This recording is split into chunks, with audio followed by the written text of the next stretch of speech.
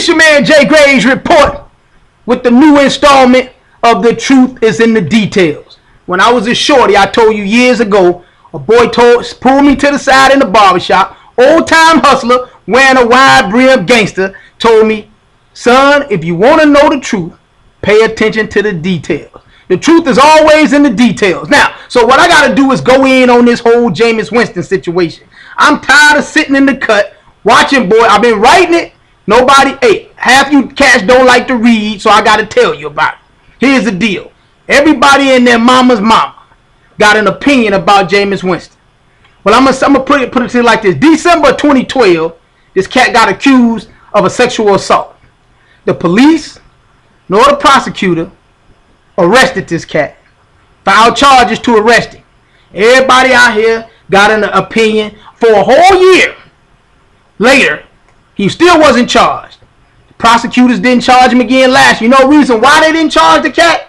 Because of that 86-page report, bruh. All you gotta do is sit down, open it up, and read the doggone report. Now, since y'all not gonna read the report, I read the 86-page report, bruh. And let me tell you, I got a wife, a daughter, a mama, and a sister. If any man is guilty of sexual assault, he needs to be put in jail for the rest of his life. You follow me? So I'm going to keep it real with you. But when I read the report is full of sworn affidavits, it's full of witness testimonies, etc. The police didn't charge the boy, nor the prosecutors, because it's full of lies and contradictions. First lie in the report, the young lady that is the accuser says that she was incoherent. She was drunk. She didn't know what was going on. They were at a place called Potbelly's. For y'all that are familiar with Tallahassee, it's a place called Potbelly's there. She says when she showed up at Potbelly's that she was drunk. She went to the bathroom. Somebody slipped her something into her drink, gave her something, and she passed out. Well, when the toxicology reports came back, Playboy, toxicology report says she was not drunk. It says that she didn't in fact have any drugs in her system. So that's the first lie. If you telling me that you drunk and you not drunk and the evidence suggests that you aren't, then you lying. Let's move on to the next piece. Jameis Winston and his boys came into the club, the bar, wherever the place is. She stepped to Jameis Winston's boy first. This is what the affidavit said. Stepped to him, asking was he a ball player. Obviously, when you a ball player, women step into you all the time trying to get on, right? She tried to get on, gave him his phone number. He kept moving. At the end of the night, all the fellas are congregating in front of the joint to get ready to take a cab. Guess who's standing there trying to talk to Jameis Winston? Old girl. She invites herself into the cab with he and his boys. While she's in the cab, remember, again in the affidavit, she said that she's incoherent. But while she's in the cab, she's telling everybody, so she's texting her girlfriends, trying to hook her girlfriends up with the fellas in the car. That don't sound like a drunk woman to me at all, bruh. That sounds like somebody know what she doing. Sound like somebody that's been doing this same thing for a while. Now, while she continues to say she's drunk, they get to Jameis Winston's house. Jameis Winston's room, on the door of his room, does not lock. That's what the doggone affidavit says. This isn't my opinion. This is what the affidavit says, bruh. The door doesn't lock to his room, so all the fellas standing in the door checking him out. Now, because they always sharing, one of the fellas got up, tried to go in the room and hang out too. She gets up. This is the woman that says she's drunk. She gets up, according to the affidavit, and says, pushes him out the room, turn the light off, and close the door. Now, if she's drunk, I don't know how she's doing all that, but we're going to move with that anyway. Then, when they leave, they get on the back of Jameis's scooter and he takes her home. Well, while he's taking her home, bruh, she's giving a detailed description in the affidavit of all the things that they passed on the way. Now, if you drunk, you don't remember what you passed along the way. And once he dropped her off, she's texting her girlfriend. That don't sound like a drunk person to me at all. That's why the The police department didn't arrest him. That's why the prosecutor didn't charge him. Now, let's keep this real. You and I both know that it doesn't take very much to charge a black male with a crime in this country. 1 out of 6 black males in this country gonna spend time in prison. If we continue at this same rate, 1 in 3 gonna spend time in prison. So especially in Florida, bruh, they quick to arrest the boy. You don't have to have a whole lot of evidence to arrest the boy. You could have held the boy on a 72-hour hold just on suspicion. But they didn't. Why? Because the doggone report was so jacked up that they would have been laughed out of court. Now, let's move on to the crab leg situation, bruh. Now, everybody and their mama talk about this crab leg situation on TV and radio, make it sound like the boy ran off in there, put the crab legs in his pocket and ran out, or held the joint up with a ski mask on and took some crab legs. Let's keep this real, or all the way 100, whichever comes first. Everybody and anybody that's ever been famous, popular, etc., in school or in college had a boy working in McDonald's, working at the liquor store, working in the grocery store.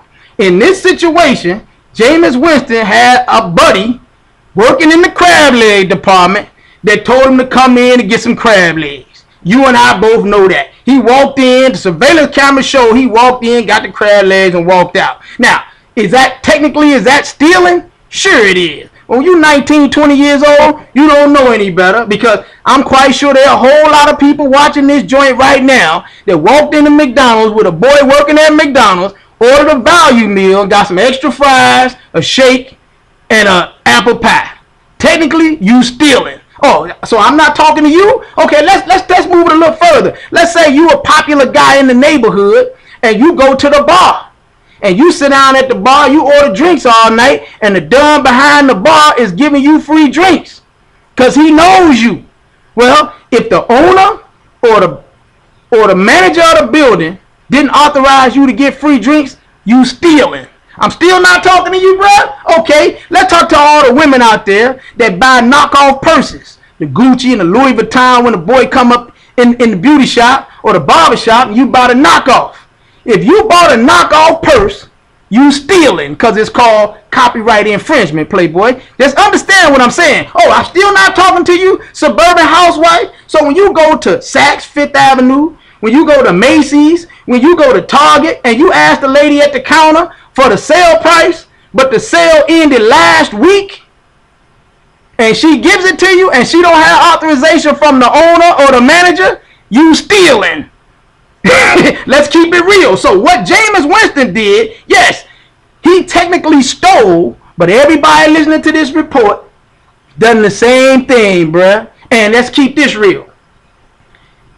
When you go out there and do that type of stuff and you 20 years old, it is what it is. I mean, it's one of those, yeah, he wrong. The only problem I got with Jameis Winston, when Jameis Winston got up on the table in the union and shouted out an obscenity like all the other kids do, he forgot that he was the Heisman Trophy winner. You can't operate like everybody else, bruh. So if I was his daddy, I would have showed up at Florida State in a full Bozo the Clown suit and followed him to class and embarrassed him just like he embarrassed me. But from as far as the sexual assault or the crab leg situation, come on, bruh. Let's keep this real. Now, and don't act like the young lady can't lie. We just saw it just a couple of weeks ago when the kid down in Florida, Trayon Harris, was kicked out of school, kicked off the team, true freshman quarterback at Florida, because some young lady said he sexually assaulted her. Within 4 days, she recants her story. When the truth comes out, she was the aggressor in the sexual situation, and she was also hanging out with his boy at the same time. But here's the deal.